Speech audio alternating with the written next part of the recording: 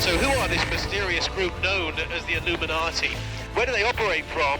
And who are its members? Are they really some secret world government operating in the shadows? Or is the whole thing simply one huge conspiracy theory?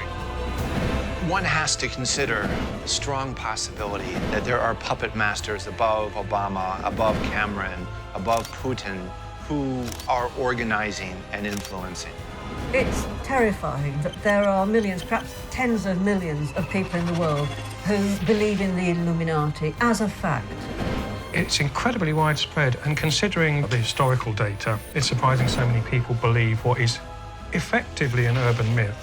So you believe that they were trying to match this to the way they've laid out Paris? They've created an Egyptian temple in the middle of Paris. It's now become a series of all-encompassing conspiracy theories, but the Illuminati did exist. They are a secret society that makes things happen in ways that we know what not of. The pentagram is an ancient symbol of occult power, which was used to designate a ritual space inside which magic was performed. Which is, as we now know it, the City of London.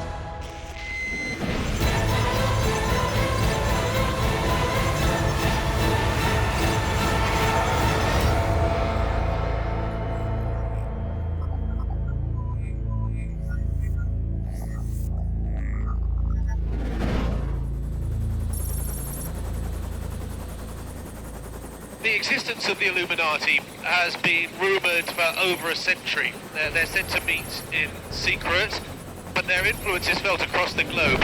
A secret world government, in effect. The whole thing sounds like something from a James Bond movie, but is it true? There's certainly evidence of several groups who call themselves the Illuminati, all the way back to 14th, 15th century, the enlightened ones. But they're not the Illuminati that people talk about today. They're not that type of, secret society that we all think about when we hear the word Illuminati. This sort of cult in the belief of the Illuminati is widespread today, and particularly amongst the younger generation, who would tell you that everything from wars to economy to weather to market crashes, to missing planes, all these things are governed by the puppet masters. The irony was that the whole Illuminati, serious baddie ruling the world thing, in league with the devil, actually began with the Catholic Church.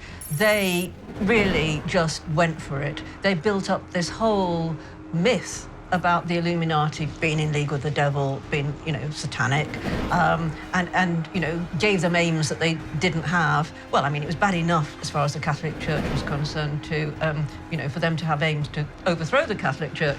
But, they added to it and they gave it colour. And that is what started today's Illuminati myth. The Catholic Church started it.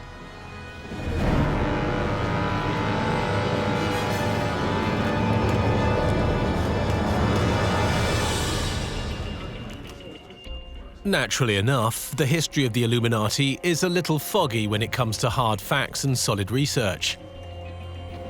Historically, the name refers to a secret society founded in 1776 by a law professor in Germany called Adam Weishaupt. According to his own writings, he set it up to oppose the church and state's power, influence and prejudice over public life. It was made up of academics, Renaissance thinkers and Freemasons. On the whole, it had a positive agenda, fighting for freedom and equality for all men and women. Quite radical in the 18th century. Today, the Illuminati is seen by many as a cabal of influential politicians, financiers and old European families who secretly control the world outside and above elected governments. According to rumours, they meet in secret to carry out their evil plans, which include creating financial crashes, price fixing, and starting wars and conflicts. They are said to be sworn enemies of the Church, and many are top-ranking Freemasons. In recent years, The main symbols of the Illuminati, the all-seeing eye and the pyramid, have been spotted in music videos, leading a whole new generation to believe that artists like Jay-Z, Beyoncé and Katy Perry are part of a conspiracy to brainwash the youth of today with an Illuminati agenda.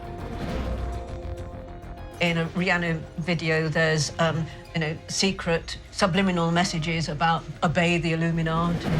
And Katy Perry video, with ancient Egyptian stuff and little dogs and men turning into dogs and, and her strange teeth. This is, according to vast numbers of people, a fact that subliminal Illuminati messages, satanic messages, are leaching out from all of these sources, these crazy modern sources, and infecting our brains. Are you telling me that Lady Gaga is not involved in some new world order? No, she's involved in a new world order that consists of Lady Gaga. What they stood for, shall we say, the relatively modern Illuminati, was to allow people to think freely. They wanted gender emancipation and education for women. They wanted to get away from the domination of the church. They wanted to get away from the domination of various political despots. And they stood, ideally, for freedom.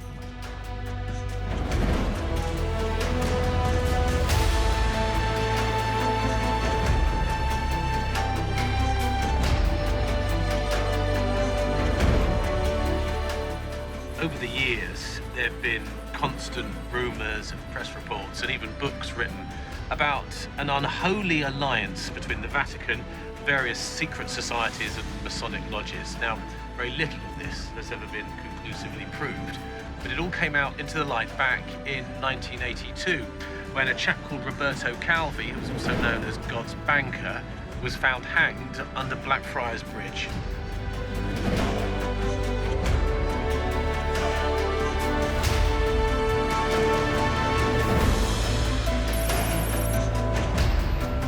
Author Robert Howells has spent years investigating the shadowy world of the Illuminati. He believes that it does still exist, but not as a central group, more a murky web of secret societies and Masonic lodges, many of whom do have high-level links to the Vatican, politics and banking. Do the Illuminati exist today? The ideals of them, certainly. This ideal of cultural revolution and cultural uprising has kind of stayed with us. And certainly people look back at the French Revolution as a marked moment where the populace could turn around and say, we're not happy with this government, we're getting rid of it. We're not happy with this oppression or this rule, and we can rise up against it. So as a symbol of that, they still exist.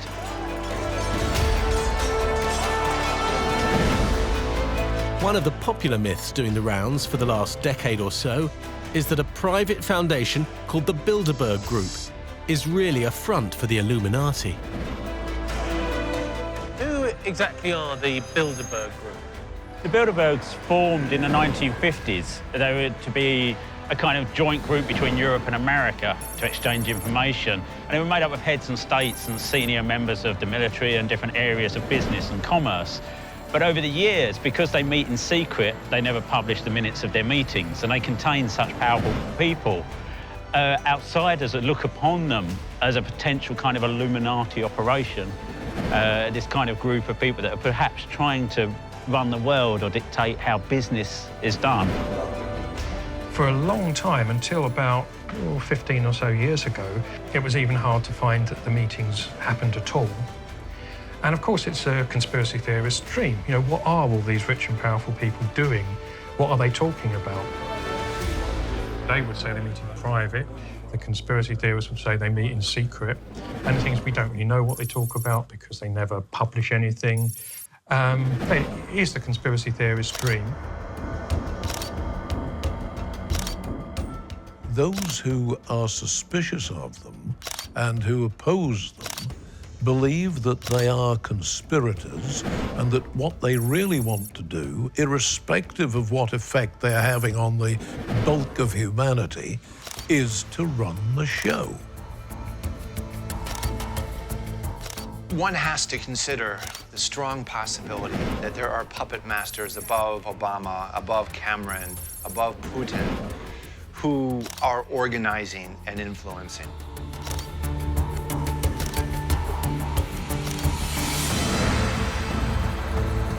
Since the French Revolution dissolved its monarchy, Paris has long been one of the centres for secret societies, Freemasonry and the Illuminati.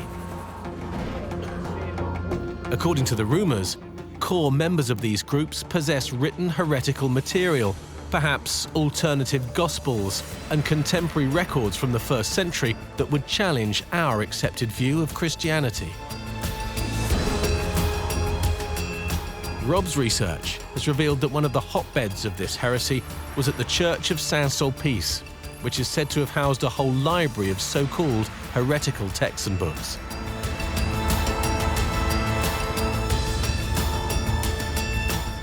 It was founded by a Catholic priest, Jean-Jacques Ollier, in the 17th century, who was also a member of several influential secret societies.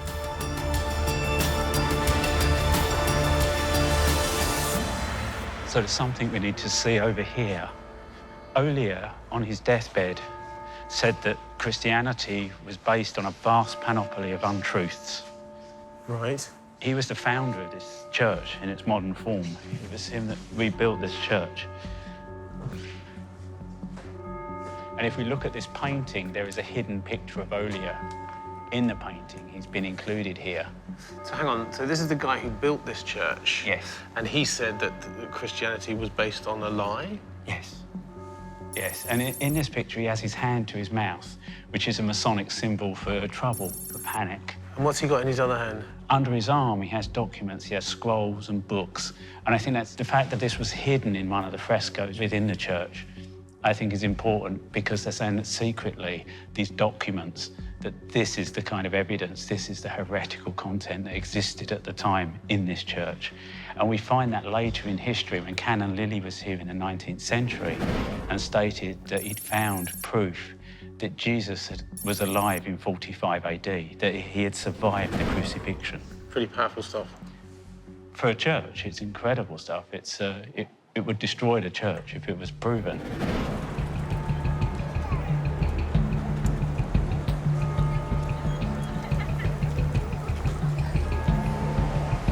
In fact, the Church and the Illuminati have been connected for centuries.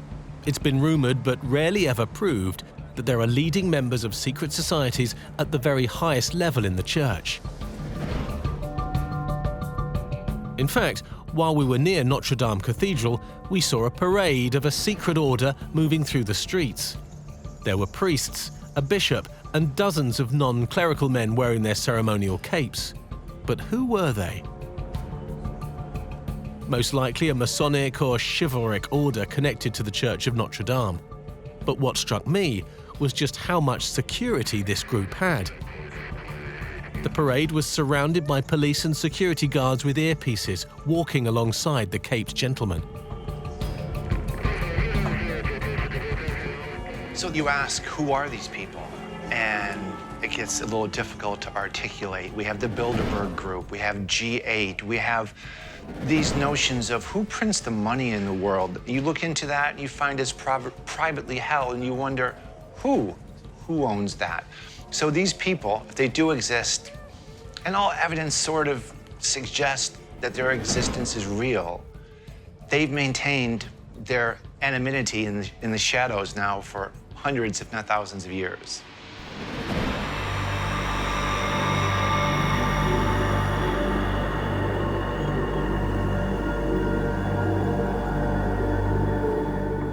According to Rob, you don't have to go far in Paris to see Illuminati and Masonic influence. In fact, one of the most iconic landmarks of the city, the Pyramid at the Louvre, is part of a much bigger structure, a recreation of an ancient Egyptian temple. Now, this is one of the most iconic symbols of Egypt. Right. In the center of Paris, we have a pyramid that perfectly matches the angles of the Great Pyramid in Egypt. Right, okay. This was built as part of Francois Mitterrand's building project, where he placed Egyptian objects all across Paris, So we have this, we have obelisks, we have arches. The whole place is a paean to Egypt. We're in what is a recreation of the Temple of Luxor with a pyramid at the heart of it. The Temple of Luxor itself represents the Temple of Man in which God resides. Yeah, that looks amazing. That's fantastic. It is. It's a testament to the Freemasons rediscovering ancient Egypt as a perfect time, as a time when everything was built to perfection, to the ideals of a grand architect, to a god.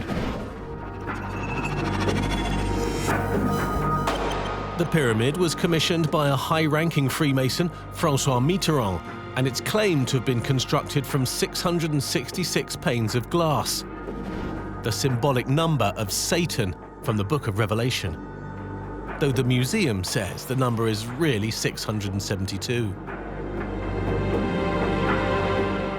Interestingly, though, its sides were built to exactly match the same angles as the Great Pyramid at Giza. So, is Mitterrand's structure just an eye-catching folly, looking rather out of place in this 18th century stone courtyard? Or was it something more? Mitterrand had some pretty esoteric ideas, right? It was revealed after his death by his drivers and staff that he would actually go and visit that monument in the middle of the night just by himself, just kind of meditate and contemplate there. So he was kind of into some very, say from an Anglo-Saxon point of view, some very weird stuff. But he was also, he was very interested in things to do with the power of the land. He saw himself as somebody that had a kind of, in a way, divine right to rule France. He'd seen this from when he was a young man, that somehow he'd been chosen to be the ruler of France. It was his destiny.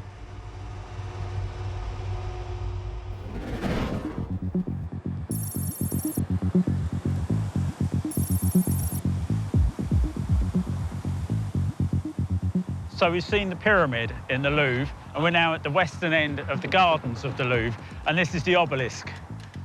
This is an Egyptian obelisk dedicated to Ramses II.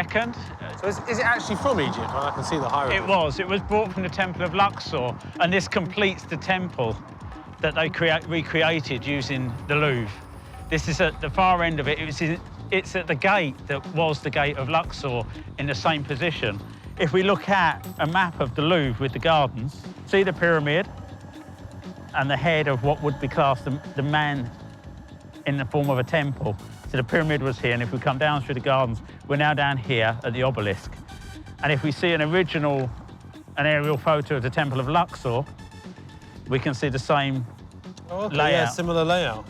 And at the same end, down there, that was where this obelisk came from. So you believe that they were trying to match this to the way they've laid out Paris? They've created an Egyptian temple in the middle of Paris.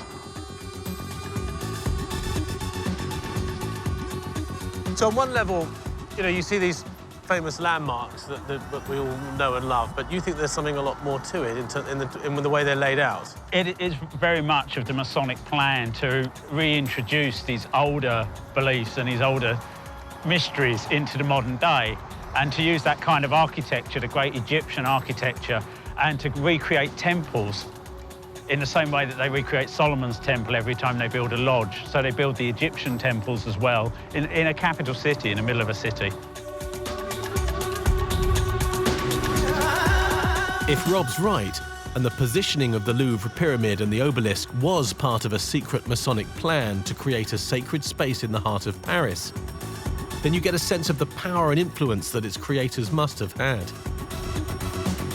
And when you compare the layouts of the Temple of Luxor and the area around the Louvre, then you can see distinct similarities.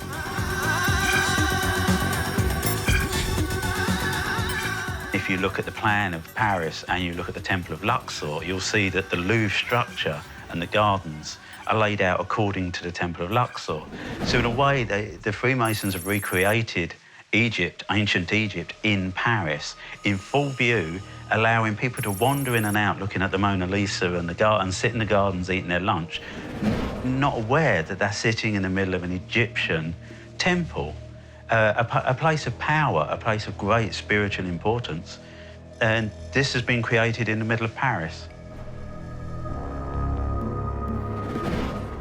So, hang on, so you're telling me that there's some kind of magic portal in the centre of Paris? I'm not saying I believe that. I'm saying that any esotericist, and I'm including Mitterrand, President Mitterrand in this, to them, alignments of buildings or natural features or patterns or symbols inscribed on walls, they're not just as we would see them. They're not just interesting. They actually mean something to them at a deeper level. They represent the direction of a magical energy flow. And I know that sounds a bit Harry Potter, but to them, it really is a kind of portal for energies from the gods, from spirits or whatever, to come in through a portal into our dimension and be used. For what? Well, whatever they want to use it for, presumably power. You know, that's what most people want to use energy for.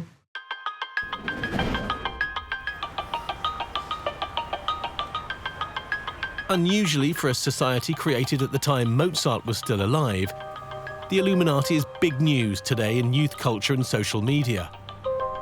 The internet is in a tizzy over what some people see as its satanic messages and images being used by today's celebrities.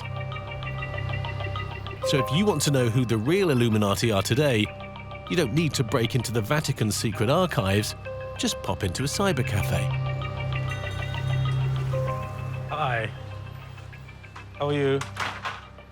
Can I use one of these? Okay, lovely, thank you.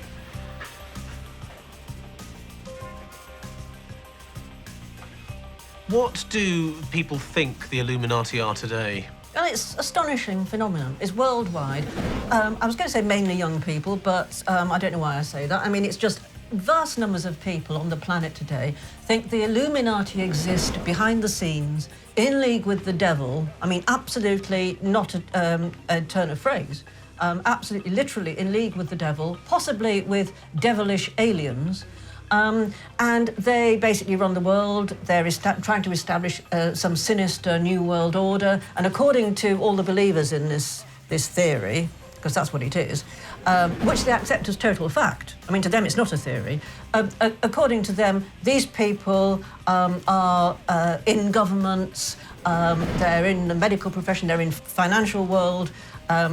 Some of us might agree with that to some extent, but they're there and they're real, and this is a real conspiracy based on a satanic pact, basically.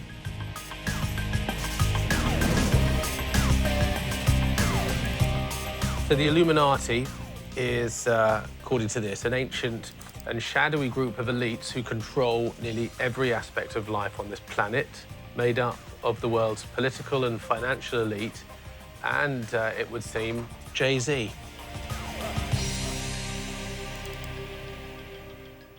It's extraordinary how many people now believe it. I mean, it's all over the internet, but you kind of expect that to be. But just talking to people, people that aren't particularly interested in any of these subjects or interested in politics, you know, some particularly young people, students we've talked to, absolutely accept the Illuminati as an established fact. Really just because everyone around them says the Illuminati exist. It's incredibly widespread, and considering the facts, the data, the historical data, it's surprising so many people believe what is effectively an urban myth. Ah, this looks interesting. You too can join the Illuminati. Here we go. Just need my details. $2.99 a month.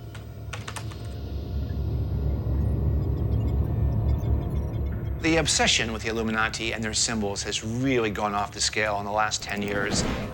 Take, for example, this symbol that you see famous rock stars and politicians using, and it is peculiar, but you know, does it mean anything? Probably not. The other one is the all-seeing eye, which of course appears on the dollar bill, and it represents the all-seeing eye of the grand geometrician of the universe, according to Freemasonry. But now you see this in Lady Gaga videos and Jay-Z videos and Rihanna and all these celebrities now, they're all using the same sort of images. Fine, I mean, they are cool images, but the bloggers and the sort of, fringe press are looking at this and saying, ha, you are a member of the Illuminati, and you have been chosen to propagate these messages. But it's bollocks. I mean, it's just cool imagery they're using to sell music.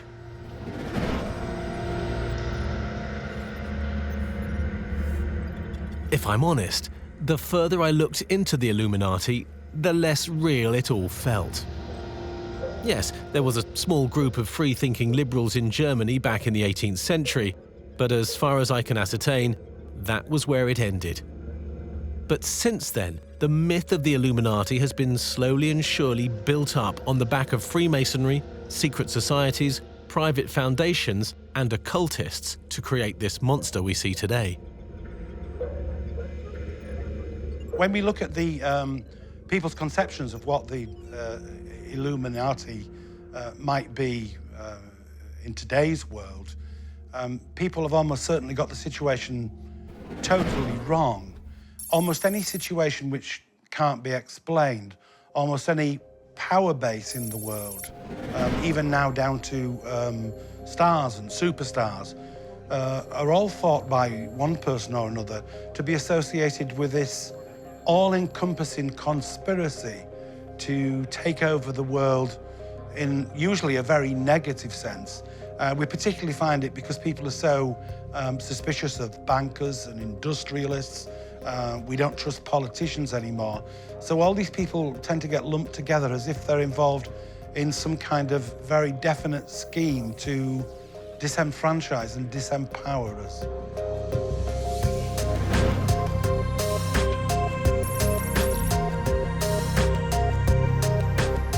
Paris wasn't the only city to be influenced by secret societies and Freemasons. After the Great Fire of London destroyed much of the city in 1666, the great thinkers, writers, architects and alchemists of the day, like Sir Christopher Wren, seized the opportunity to rebuild London, reflecting their esoteric agenda. Journalist David Hambling has spent years studying their influence on London, revealing a secret world of symbols, ancient geometry and the occult hidden in plain sight. One of these men was Nicholas Hawksmoor, who built a number of churches in London, including Christ Church in Spitalfields. What's interesting about them was that they were all built along a particular pattern with separation and alignments, which linked them all together. OK, so this is a map of the City of London? So this is a map of the City of London area, and we are there at Christ Church, Spitalfields. And then you've got St Luke's, St George's, St John's. Right, and that makes a sort of star... Makes a sort of pentacle. So are we suggesting that Hawksmoor deliberately built his churches to make a shape of a pentagram? The pattern and the separation between them certainly makes it look as though he was trying to produce some kind of design, and the most obvious way to join them up is into a pentagram like that. And what's the significance of the pentagram? The pentagram is an ancient symbol of occult power, which was used to designate a ritual space inside which magic was performed. And so what's he telling us then? Why this space? Do we know what was... Basically, he's staking some kind of claim to the area within that space. Which is, as we now know it... The City of London. The City of London. The Illuminati is often connected to a lot of conspiracy theories. What are the main ones? I mean, they are at the centre of all the biggest conspiracy theories. Perhaps the most famous one is an American conspiracy theory called the New World Order, which is this idea that there is a group that's trying to abolish countries, and in particular, abolish American sovereignty and American rights. So they see things like the European Union, where you see the national boundaries being dissolved and things being run by a shadowy central organisation. For them, that's a sure sign that the Illuminati are behind it. And in their view, the Illuminati are attempting to take over the rest of the world as well. They may not have taken over the world in the 17th century, but they did rebuild London, and their crowning achievement was undoubtedly St. Paul's Cathedral. According to Hambling, it was to be at the very centre of the sacred space they had created in the city, a New Jerusalem. Now I recognise this place. And it's a far cry from the austere, simple lines of Christchurch Spitalfields. Yeah, absolutely. This is very much the handiwork of Sir Christopher Wren. In fact, this is his greatest achievement, and possibly the greatest achievement of 17th century English architecture, St. Paul's Cathedral, heart of the New Jerusalem that the builders wanted to create after the Great Fire of London. So this was absolutely central to the Illuminati's plans? This was literally central to their plan of London. What do we got here? This is, and St. Paul's lies at the very heart Oh, right, OK. of the rebuilding plan. So was this where we started, Christchurch Spitalfields? So that's where we started. Hawksmoor's churches surround it, and right at the centre of it is St. Paul's, the beating heart of the new London.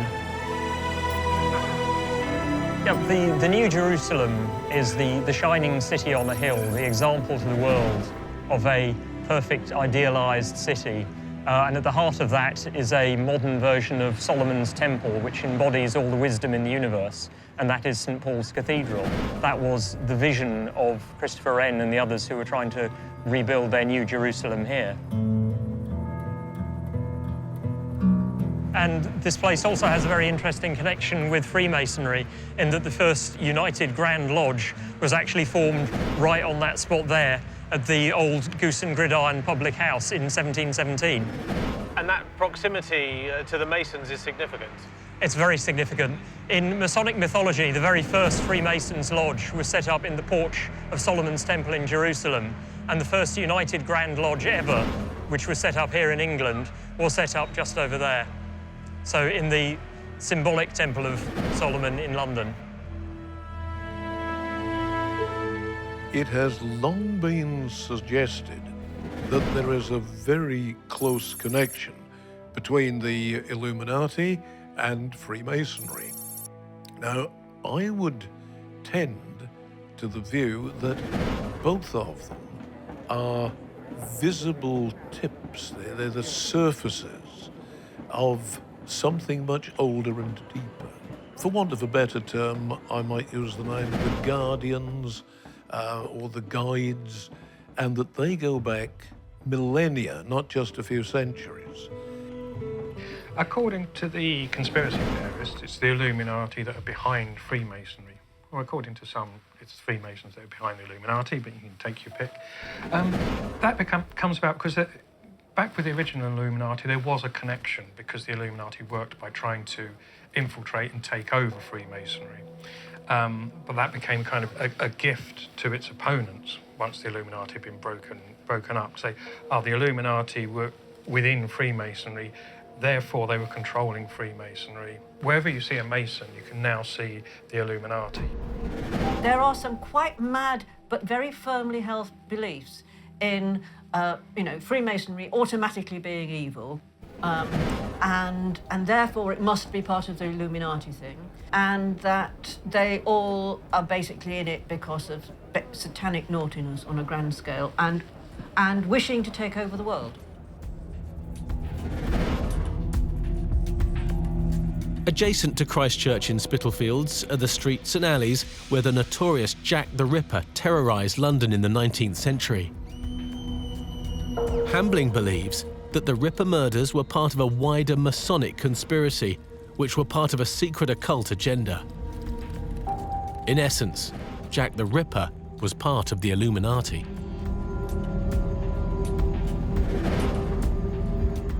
One of the most famous and grisliest mysteries of Victorian London were the Jack the Ripper murders of 1888, when a number of prostitutes were killed and horribly mutilated all around this area. Jack the Ripper was never caught, and there are many theories about why he did what he did. But what wasn't fully appreciated until recently was there was very strong occult connection in the way the bodies were mutilated, the way they were laid out, and the pattern in which they were killed. What do you mean the whereabouts of where the murders happened? Well, if you plot their locations on a map, they form an exact parallelogram. Okay, so 1, 2, 3, 4. Which are, yeah, those are the 4 who were found outside. There was the 5th victim who was found inside under different circumstances, but with those 4, there appears to have been a ritual connection. So if you were to superimpose that onto a map, you would get that.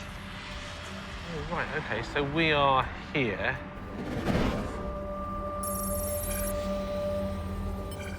So why was he choosing these locations?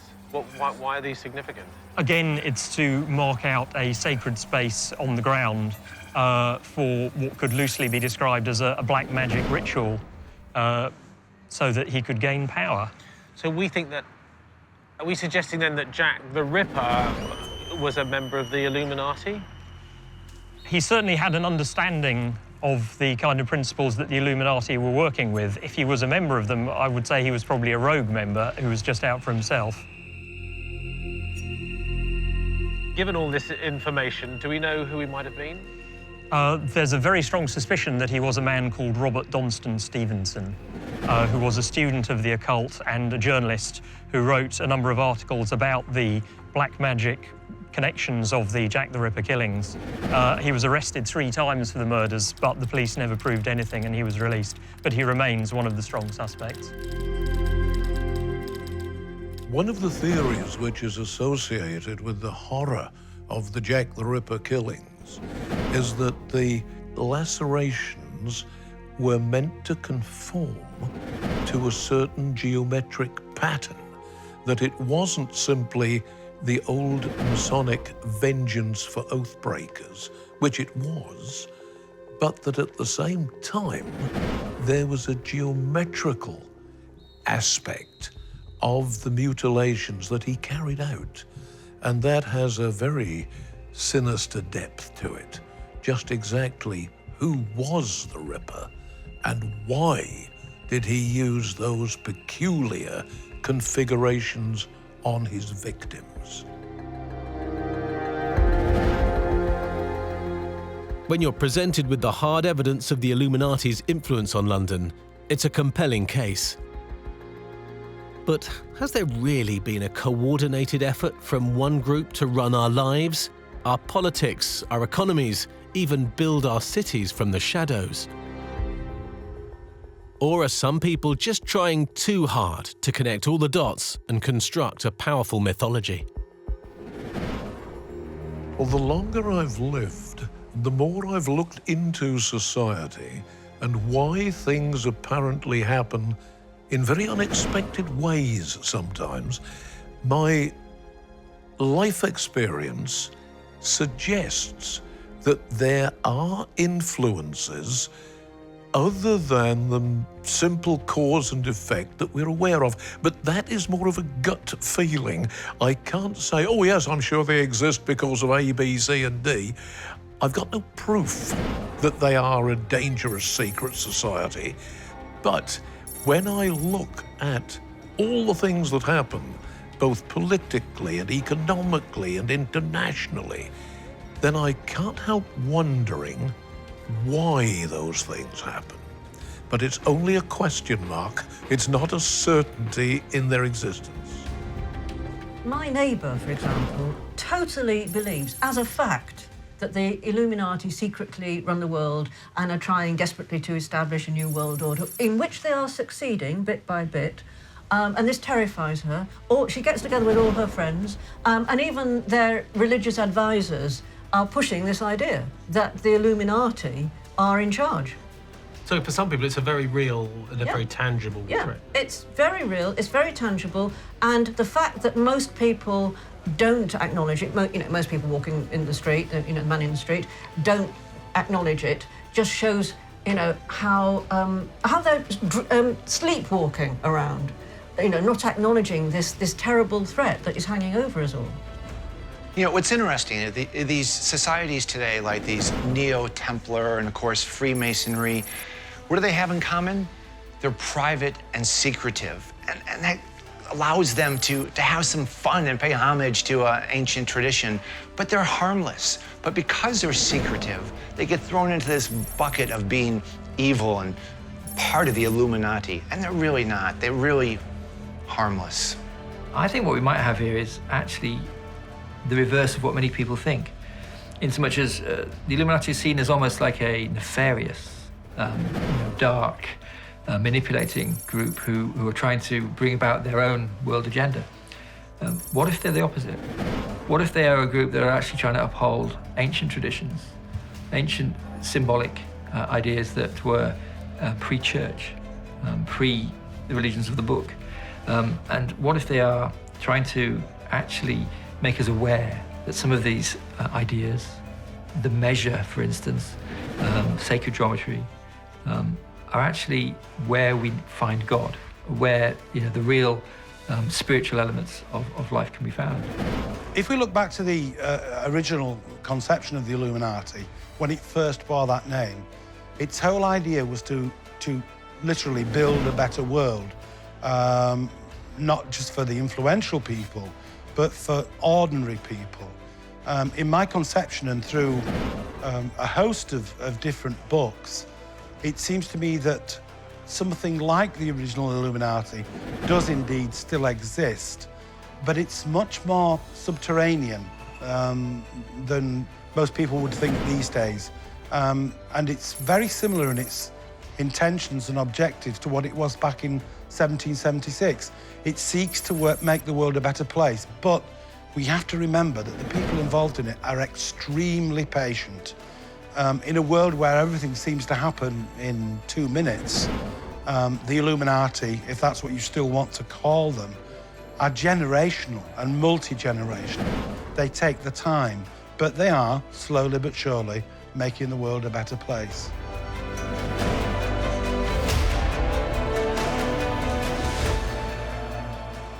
So are they real? Well, after everything I've learned, it's hard to dismiss them as a wild conspiracy theory. I certainly think there's evidence to claim that there have been groups of influential men throughout the last 200 years or so who've sought to influence events and change the course of history from the shadows. And are they still doing it? Well, you tell me. I'll see you next time.